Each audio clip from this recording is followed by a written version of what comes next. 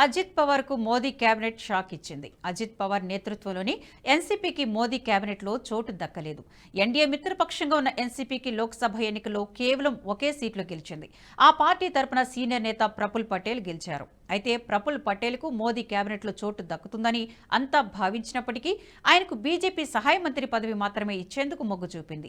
BJP offer చేసిన సహాయ మంత్రి పదవిపై ఎంపీ ప్రఫుల్ పటేల్ అసంతృప్తిని వ్యక్తం చేశారు. గతంలో తాను కేంద్ర మంత్రిగా పనిచేశారని, సహాయ మంత్రి పదవి దక్కడం తన పదవిని తగ్గించడమేనని పేర్కొన్నారు. ఈ విషయాన్ని బీజేపీకి చెప్పామని తెలిపారు. అయితే భవిష్యత్తులో కేంద్ర మంత్రివర్గ విస్తరణలో అవకాశం ఇస్తామని బీజేపీ నేత దేవేంద్ర ఫడ్నవీస్ అన్నారు.